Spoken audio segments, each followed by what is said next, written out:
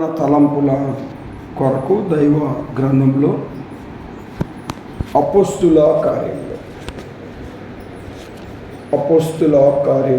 2వ అధ్యాయం. అపోస్తుల కార్యములు 2వ అధ్యాయం 42వ వచనము నేను చదువుతున్నాను. వీరు అపోస్తుల బోధయందును సహవాసనందును రొట్టె విరుచుట యందును ప్రార్థన చేయుట యందును ఎడతెగక ఉండేది.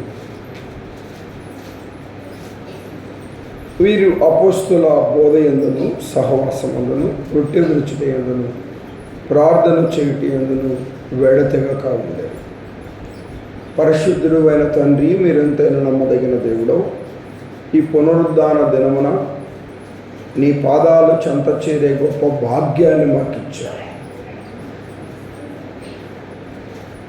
ఎంతో గొప్ప ధన్యతను మాకు మీరు అనుగ్రహించారు. మీకు స్తోత్రాలు. నీ సన్నిధికి రావడానికి ఏమాత్రం కూడా సరిపోయిన వారిని కాదు, తునీకరించబడిన ఎన్నికలేని వారిగా జీవిస్తున్న మమ్మల్ని ఎన్నికగా చేసి వేరుపాటు చేసుకొని నిబ్బలు ఎదురు చేర్చారు. మీకు స్తోత్రాలు. నీ మాటలను మాకు పంచిపెట్టండి. మా ద్వారా మీరు ఆరాధించబడండి. ఆరాధనకు యోగ్యుడైన యేసుక్రీస్తు ఘనమైన నామములో స్తుతిస్తున్నాము తండ్రి. ఆమేన్. దేవుని నామానికి మహిమ కలుగును గాక. అపోస్తుల కార్యంలో 2వ అధ్యాయంలో 42వ వచనాన్ని మనం చదువుకున్నాం. 4 విషయాలను వైద్యుడైన లూకా సంఘ ప్రారంభపు దినాలలో తెలియజేస్తున్న మాటలను మనం చూస్తూ ఉన్నాం. వీరు అపోస్తుల బోధయందును అన్నాడు. వీరు ఎవరు? వీరు అపోస్తుల బోధయందును అన్నాడు. 36వ వచనం మీరు అన్నాడు. 37వ వచనం వారు అన్నాడు. మీరు, వారు, వీరు. గమనించండి. 42వ వచనంలో ఏమన్నాడు? వీరు అన్నాడు. 36వ వచనంలో ఏమన్నాడు? మీరు అన్నాడు. 37వ వచనంలో ఏమన్నాడు? వారు అన్నాడు. రక్షణ పొందని వారు, రక్షణ పొందిన వారు. దైవ గ్రంథం ఎంత చక్కగా ఈ మాటలు తెలియజేస్తా ఉంది. ప్రభువారిని అంగీకరించని యూదా జనాంగం, ప్రభువారిని అంగీకరించిన వారు. దైవ గ్రంథం ఎంత చక్కగా ఈ మాటలు తెలియజేస్తూ ఉంది. నాటి యూదా జనాంగముగా ఉన్నవారు, ధర్మశాస్త్రం కింద ఉన్నవారు, దేవుని ప్రేమను గుర్తెరగని వారు, మరి ప్రభువారు వస్తారు అని కనిపెడుతున్న వారు, ఆయన వచ్చిన కానీ గుర్తిరగని స్థితిలో ఉన్న వారిని ఉద్దేశించి ఈ మాటలు తెలియజేస్తున్న క్రమాన్ని మనం చూస్తూ ఉన్నాం. అందుకే 36వ వచనంలో అన్నాడు, మీరు సిలువ వేసిన యేసే అన్నాడు. సిలువ ఎవరు వేశారంట? మీరు సిలువ వేసిన యేసునే అని చెప్పాడు. పిల్లలు జాగ్రత్తగా గమనించాలి. మీరు సిలువ వేసిన యేసునే అని చెప్పాడు. వారు ఈ మాటలు విని హృదయంలో నొచ్చుకున్నారు అనే మాటలు చూస్తున్నాం. 38వ వచనంలో మీరు మారు మనస్సు పొంది అన్నాడు. మీరు మారు మనస్సు పొందండి అన్నాడు. ఒక మాట ఇలా చెప్పాలంటే వారెవరు అంటే సువార్తను విన్నవారు. వారెవరు అంటే ఇశ్రాయేలు ప్రజలు. వారెవరు అంటే పిల్లల యూదా జనాంగం. వారు యూదా జనాంగము, ఇశ్రాయేలు ప్రజలు, ధర్మశాస్త్రం కింద ఉన్నవారు. పేతురు గారు ప్రభు అయిన యేసుక్రీస్తు వారి కొరకు మీరు కనిపెడుతున్నారు. ఆయన ఈ లోకానికి వచ్చాడు, ఒక కన్యక గర్భాన ఆయన జన్మించాడు, లేఖనములు నెరవేరినట్లుగా ప్రభువారు ఈ లోకంలోనికి వచ్చాడు, మీరు ఆయనను గుర్తెరగలేదు. యూదా జనాంగంగానే ఉన్నారు కానీ, ధర్మశాస్త్రం కింద ఉన్నారే కానీ, ధర్మశాస్త్రం ఎరిగిన వారిగా ఉన్నారు కానీ, ఎవరైతే వస్తారు, ఎవరైతే పుడతారు, ఎవరైతే తన అమూల్యమైన రక్తమును ధారపోయటం వలన మా పాపాల క్షమాపణ కలుగుతుందని ఎదురు చూస్తున్నారో, ఆయన వచ్చాడు, శ్రమ పెట్టబడ్డాడు, చనిపోయాడు. కానీ ఆయనను మీరు తునీకరించారు. ఏం చేశారు? నాటి దినాలలో యూదా జనాంగం ఆయనను తునీకరించారు. అంతేకాదు, సిలువ వేయమని ప్రోత్సహించారు. సిలువ వేయమని ప్రోత్సహించారు. వినండి, 3వ అధ్యాయంలోనికి రండి, 14 వచ్చిన. మీరు పరిశుద్ధుడును నీతిమంతుడైన వారిని నిరాకరించి నరహంతకుడైన మనిషిని మాకు అనుగ్రహించమని అడుగుతారు. మీరు జీవాధిపతిని చంపితిరి. మీరు జీవాధిపతిని చంపారు. మీరు జీవాధిపతిని సిలువ వేశారు. 36 వచ్చిన, మీరు సిలువ వేసిన యేసు నేను చెప్పాను. ఆయనే యేసు, ఆయనే మెస్సయ్య, ఆయనే మనుష్య కుమారుడు, ఆయనే దేవుని కుమారుడు, ఆయనే మరియ కుమారుడు, ఆయనే యేసేపు కుమారుడు. మీరు గుర్తెరగలేకపోయారు. ఆ విషయాలను చెబుతూ వచ్చినప్పుడు వారి హృదయంలో పొడవబడినట్టుగా వారి లేఖనాలన్నీ అర్థమయ్యాయి. ప్రభు వారిని సిలువేయమని చెప్పారు, కేకలు వేశారు. నీతిమంతుణ్ణి, పరిశుద్ధిని సిలువ వేయమని చెప్పారు. నరహంతకుని విడిచిపెట్టమన్నాడు. మాకు బరబ్బా కావాలి, యేసును సిలువ వేయండి అని కేకలు వేశారు. 4 సువార్తలలో మాటలు మనం చూడగలం. వారెవరు అంటే యూదా జనాంగం. వారెవరంటే ఇశ్రాయేలు ప్రజలు. పేతురు గారు మాట్లాడు, మీరు సిలువ వేశారు. లేఖనంలో చెప్పినట్లు ఆయన తిరిగి 3వ దినమున లేచాడు. మీరు జీవాధిపతిని చంపారు అన్నాడు. 38వ వచనం, మీరు మారు మనస్సు పొంది అన్నాడు. వారు మారు మనస్సు పొందారు. 2 పాప క్షమాపణ పొందారు. 3 బాప్తిసం పొందారు. 4 పరిశుద్ధాత్మను వరమును పొందారు. ఈ 4 విషయాలు 38వ వచనంలోనే ఉన్నాయి. ఎక్కడ ఉన్నాయి చెప్పండి? 38వ వచనంలో ఉన్నాయి. మారు మనస్సు పొందినట్లు, పాప క్షమాపణ పొందినట్లు, బాప్తిసం తీసుకున్నట్లు, పరిశుద్ధాత్మను వరమును పొందినట్లు ఉంది. అక్కడ దేవుని మాటల వైపు మనసు పెట్టాలి. మరి మారు మనస్సు పొందిన వారు, పాప క్షమాపణ పొందిన వారు, బాప్తిసం తీసుకున్న వారు, పరిశుద్ధాత్మను వరమును పొందిన వారికి ఒక 4 ప్రాముఖ్యమైన మాటలు చెప్తున్నాడు. ఏంటి ఆ మాటలు అని అంటే, మీరు యూదా జనాంగం మధ్య ఉన్నారు, ఇశ్రాయేలు ప్రజల మధ్య ఉన్నారు, మత సంబంధమైన ఆచారాలతో బహు నిష్ట కలిగిన వారిగా ఉన్నారు.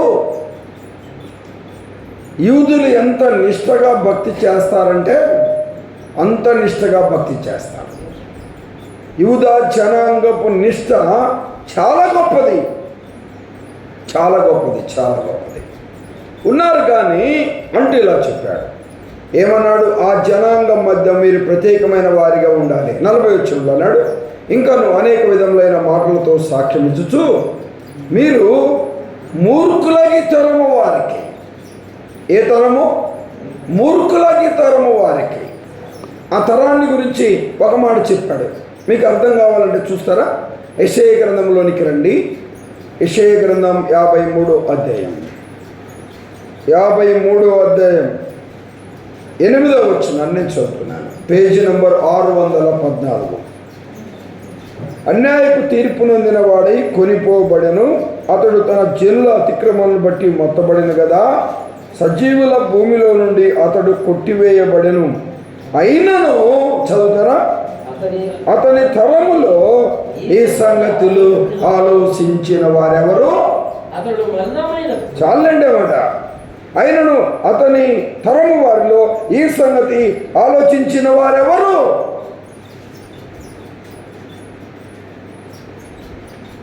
ఎవరు లేరు ఆ తరము వారిలో. ఆయన మన వ్యసనములను వహించాడు 4వ వచనంలో అన్నాడు. 5వ వచనం మన అతిక్రమములను బట్టి అన్నాడు. అదే 5వ వచనం 3వ పేరులో మన దోషములను బట్టి అన్నాడు. అదే పిల్లల కింది పేరులో మన సమాధానార్థమైన శిక్షను భరించాడు అన్నాడు. మన స్థితిని జ్ఞాపకం చేసుకుంటూ మనం గొర్రెల వల్ల త్రోవ తప్పిపోయాము, మనలో ప్రతివాడు తనకిష్టమైన త్రోవకు తొలిగాము అంటూ 3వ పేరులో అన్నాడు. యెహోవా మనందరి దోషములు అతని మీద మోపబడెను అన్నాడు. వినండి, అయినను ఆ తరము వారిలో ఆ సంగతి ఆలోచించిన వారెవరు లేరు. గ్రహింపు లేదు వారికి. సిలువ వేయమన్నాడు, హింసించమన్నారు. అన్ని విషయాలలో ప్రభువారిని కలవరి సిలువకు అప్పగించుటకు వారు ఇష్టపడ్డారు. ఆత్మపూర్ణుడై మీరు సిలువ వేసిన ఆ యేసు ఎవరనుకున్నారు? ప్రవక్తలు ప్రవచించిన ప్రవచన నెరవేర్పుగా సర్వలోక మానవాళి పాప పరిహారము కొరకు తండ్రి యొద్ద నుండి పంపబడిన వాడే ఆయనే ప్రభు అయిన యేసుక్రీస్తు. గుండెలు పగిలిపోయాయి. వారు మారు మనస్సు పొందారు, వారు పాపక్షమాపణ పొందారు, వారు బాప్టిజం తీసుకున్నారు, వారు పరిశుద్ధాత్మను వరమును పొందారు. వారికి ఇలా చెప్తున్నాడు, వేరుగా ఉండండి అన్నాడు. మూర్ఖులకి తరము వారికి. అపోస్తుల కార్యంలో 2వ అధ్యాయం 40వ వచనం. ఇంకను అనేక విధమైన మాటలతో సాక్ష్యం ఇచ్చుచు మీరు మూర్ఖులకి తరము వారికి ఏమంటారు? వేరుగా ఉన్నారు. పరిశుద్ధతలో, పవిత్రతలో, యథార్థతలో, యోగ్యతలో లోకమాలిన్యం అంటకుండా వేరుగా ఉండాలి.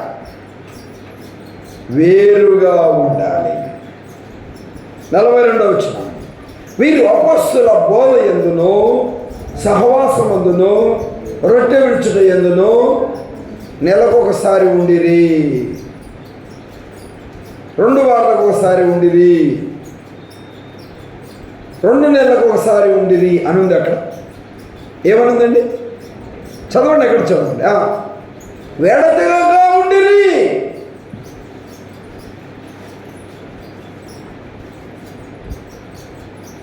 ఒక కుర్చీకి 4 కాళ్ళు ఉంటాయి, ఒక మంచానికి 4 కాళ్ళు ఉంటాయి. ప్రాముఖ్యంగా ఒక ఇంటికి 4 దూలాలు ఉంటాయి, పిల్లర్స్ ఉంటాయి. వాటి గురించి చెప్పాడు. 1 అపొస్తలుల బోధ, 2 సహవాసం, 3 రొట్టె విరుచుట, 4 ప్రార్థన చేయుట. రొట్టె విరిచే కూడికలో మనం ఇక్కడ ఉన్నాం. ఏ కూడికండి? రొట్టె విరిచే కూడిక. చాలా అమూల్యమైన మాటలు ఇక్కడ తెలియచేశారు. రొట్టె విరిచే కూడిక. వేడతగా ఉండాలి. వాడుకతో కాదు, అలవాటుతో కాదు, ఆచారంగా కాదు. నేను బాప్తిసం తీసుకున్నాను గనుక బలలో పాల్గొంటానని నిర్లక్ష్య స్వభావంతో, ఎనుకబాటుతనంతో, అశ్రద్ధతో ప్రభువు బలను సమీపిస్తున్నావేమో జాగ్రత్త. దేవుని మాటల వైపు మనసు పెట్టాలి. ఎంత అద్భుతంగా చెప్పాడండి. ఏమన్నాడండి? 44వ వచనం. విశ్వసించిన వారందరూ వేగముగా, ఎలాగండి చెప్పరు, ఎలా వేగముగా కూడారు. వేగముగా కూడారు. 46వ వచనం. మరియు చదవండి, వారి వేగ మనస్సులై. ఏ మనస్సై? వేగ మనస్సై. వారు వేగ మనస్సు అయ్యారు. ఆరాధన అనేది దేవుని ఆత్మ నడిపింపుకు అప్పగించుకొని చేసేది. ప్రారంభపు స్తుతి నుండి ముగింపు వరకు కూడా ఆరాధనలో దేవుని ఆత్మ నడిపింపు ఉండాలి. అన్న, నువ్వు ఆరాధన పాడు. అన్న నువ్వు కూడా స్తుతులు చెల్లించు అన్న, నువ్వు ఆరాధనలో వాక్యం చెప్తావా? No no no no. దేవుని ఆత్మ ప్రేరణతో దేవుని ఆత్మ నడిపింపుకు అప్పగించుకొని చేసేది ఆరాధన. దేవుని ఆత్మ సంచలనం ఉండాలి ఇక్కడ. పరిశుద్ధాత్మ దేవుడికి మనం అప్పగించుకుంటే ఆయన మనల్ని నడిపిస్తాడు.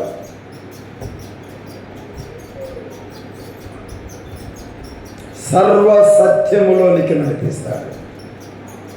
రక్షణ పొంది 20 సంవత్సరాలైంది, ఆరాధన అంటేనే అర్థం కాలే.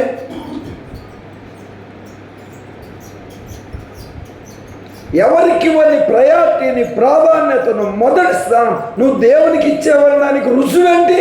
నువ్వు మందిరానికి వచ్చుట్లోనే అర్థమైపోతుంది. మందిరానికి వచ్చుట్లోనే అర్థమైపోతుంది. ఏదో ఒక్కరోజు వెనుకబాటు, ఒక వారం వెనుకబాటు ఆలోచన చేయాలి. ప్రతి వారం వెనుకబాటేనా?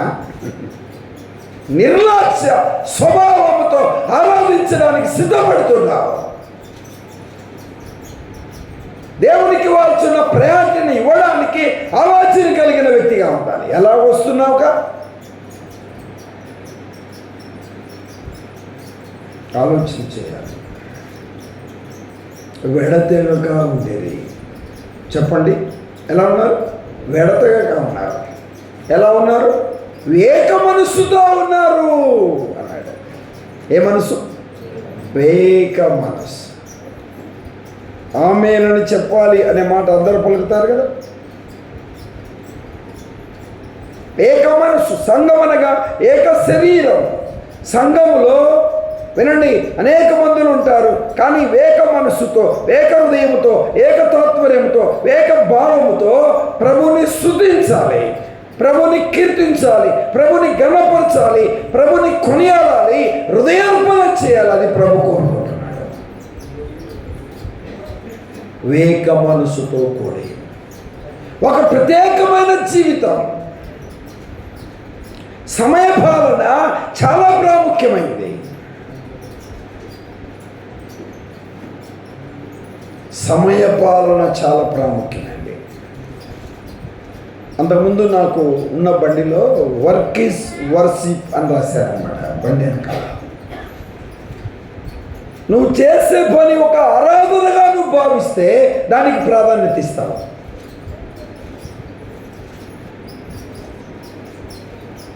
మన నియమ నిబంధనలతో కొన్ని కార్యక్రమాలు చేస్తూ ఉంటాం దినచర్యలో.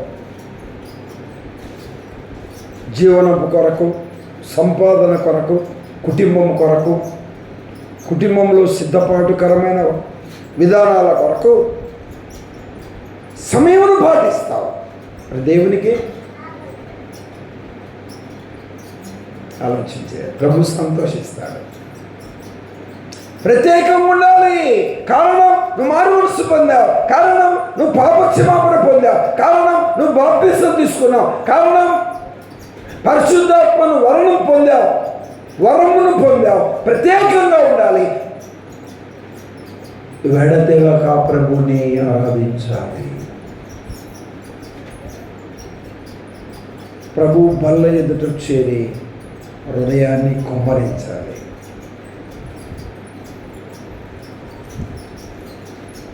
వారు ప్రత్యేకంగా ఉన్నారు, వారు వేక మనస్సు కలిగి ఉన్నారు. ఏమని చెప్పండి? అసమాధానం. ఆరాధన చేసేవారు ఉన్నారా సంఘంలో? అందరూ ప్రభు బలలో పాలుపంపులు కలిగేవారు ఉన్నారా? అందరితో మనము సమాధానంగా ఉన్నామా? లేకపోతే జాగ్రత్త.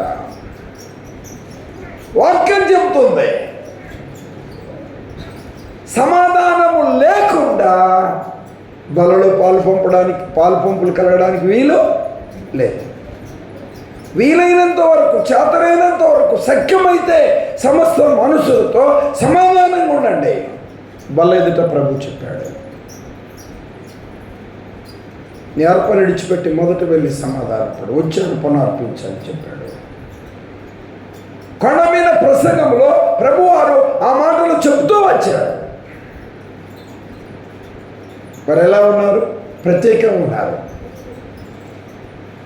ఎలా ప్రభుని ఆరాధించారు? వెడతెగక. చెప్పండి ఎలా? వెడతెగక. వెడతెగక నిత్యము అన్నాడు. వెడతెగక. ఇంకా మూడో మాట ఎట్లున్నారు చెప్పండి? ఆనందముతో అన్నాడు. చూస్తానమాట, వాక్యం వైపు మనసు పెట్టాలి. 47 వచ్చింది 2:47. ఆనందముతోనూ నిష్కపటమైన హృదయముతోనూ ఆహారము పుచ్చుకొని చుండిరి. అబ్బా ఎంత మంచి పాట అండి. ఎట్లా? ఆనందం. ఆరాధన అంటే ఆనందం అండి. అరే అప్పుడే ఆరాధన ఆదివారం వచ్చిందా అన్నట్టు కాదు. ఆనందముతో నిష్కపటమైన హృదయముతో, కపటము లేని వారిగా ప్రభు బలను సమీపించాలి. 43 వచ్చిన చూతారా? అప్పుడు ప్రతివానికి భయం ఉంటే ప్రత్యేకంగా ఉంటా, భయం ఉంటే నిత్యము ప్రభుని ఆరాధిస్తా, భయం ఉంటే వేక మనసు కలిగి ఉంటావు, భయం ఉంటే నిష్కపటమైన హృదయం కలిగిన వ్యక్తిగా ఉంటావు. భయం ఉంటే ఆత్మ సంబంధమైన ఆనందం ఉంటుంది. దైవ గ్రంథం ఎంత చక్కగా చెప్తాను. ఆనందముతోనూ నిష్కపటమైన హృదయముతో ప్రభు బలను సమీపిస్తున్నారు. ప్రభు కృతజ్ఞతాస్తుతులు చెల్లిస్తున్నారు. హృదయార్పణలు ప్రభుకు చెల్లిస్తున్నారు. ఆనందముతో.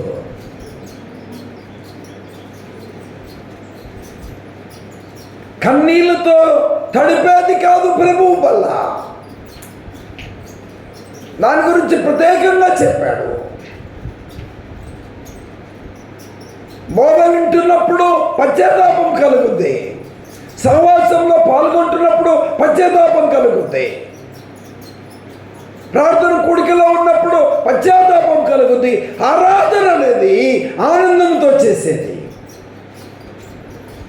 నిష్కపటమైన హృదయంతో చేసేది, ప్రత్యేకంగా ఉండి చేసేది. ఇప్పుడు చదువుకున్న మాట ఏంటి? భయము కలిగి చేసేది. ఆరాధన అనేది ఏక మనస్సుతో చేసేది. అనుభూతిని పొంది చూడు ఎంత ఆనందంగా ఉంటుందో, ఎంత ఆనందం ఉంటుందో, ఎంత సంతోషం ఉంటుందో. అనుభూతిని పొంది చూడు. అనుభవిస్తున్న వారు పరవశులు అవుతున్నారు, అనుభవించని వారు, అర్థం కాని వారు అది ఒక అయోమయంలో ఉంటున్నారు. ప్రతి వానికి భయము కలగాలండి. భయము కలిగి అన్నాడండి. సంఘ ప్రారంభ దినాలలో చెప్పినమాట. ప్రభు బలలో పాలు పంపులు కలుగుతున్న వారితో చెప్పిన మాట. ప్రభు బలను సమీపిస్తున్న వారితో చెప్పిన మాట. వెడతెగక ఉండాలి. వెడతెగక ఉండాలి. నీకు అనుకూలమైనప్పుడు, నీకు ఇష్టమైనప్పుడు, నీకు వీలైనప్పుడు సమీపించడం కాదు. అందుకే ప్రభు అన్నాడు, తన్ను తాను చెప్పండి ఏం చేయాలి? పరీక్షించుకోవాలి. చెప్పండి ఏమన్నాడు? తన్ను తాను నేను ప్రత్యేకంగా ఉన్నానా? నేను భయం కలిగి ఉన్నానా? నేను ఏక మనసు కలిగి ఉన్నానా? నేను నిష్కలంకంగా ఉన్నానా? అప్పుడు ఆనందం కలుగుతుంది. ఎటర్నలీ అన్నాడండి. నిత్య జీవం. నా శరీరం తిని నా రక్తము త్రాగువాడు నిత్య జీవం గలవాడు. ఏ జీవం అండి? నిత్య జీవం. ఇవే చింపక తిని త్రాగువాడు తనకు శిక్షా విధి కలుగుటకే తిని త్రాగుతున్నాడు. హృదయాలలో స్వపరీక్ష భావం కలిగిన వారిగా ప్రభు బలను సమీపించుట అది మన క్షేమం. కొరింథీయులకు రాసిన మొదటి పత్రికలో ఆ మాట కూడా జ్ఞాపకం చేసుకొని ప్రభు బలను సమీపిద్దాం. కొరింథీయులకు రాసిన మొదటి పత్రికలో 11వ అధ్యాయంలో ఇలా చెప్పాడు. 28 వచ్చింది. కాబట్టి ప్రతి మనుషుడు తన్ను తాను పరీక్షించుకొనవలెను. ప్రతివాడు తను తాను పరీక్షించుకోవాలి. అలాగూ చేసి ఆ రొట్టెలు తిని చెప్పండి ఆ పాత్రలోనిది త్రాగవలెను. ఇవే చెప్పక 29 వచ్చిన తిని త్రాగువాడు తనకు శిక్షా విధి కలుగుటకే తిని త్రాగుతున్నాడు.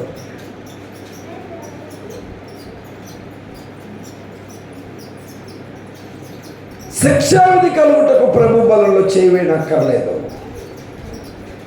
ఆనందముతో నిస్పృహమైన హృదయంతో వేగ మనసుతో భయం కలిగి ప్రభు బలలో చేయి వేస్తే, ప్రభు బలను సమీపిస్తే నిత్య జీవము కలిగిన వ్యక్తిగా ఉంటావు. ప్రభు బలను సమీపిస్తున్న నీవు నీ హృదయాలలో ఎట్టి మనసు కలిగిన వ్యక్తిగా ప్రభు బలను సమీపిస్తున్నావు. ప్రతి ఒక్కరిని వారు పరీక్షించుకోవాలని ప్రభు పేట నేను తెలియజేస్తున్నాను. ప్రభుకు కృతజ్ఞతార్పణలు చెల్లించుకున్నాను. ప్రభు బల ఎదుట చేరిన కృతజ్ఞతార్పణలో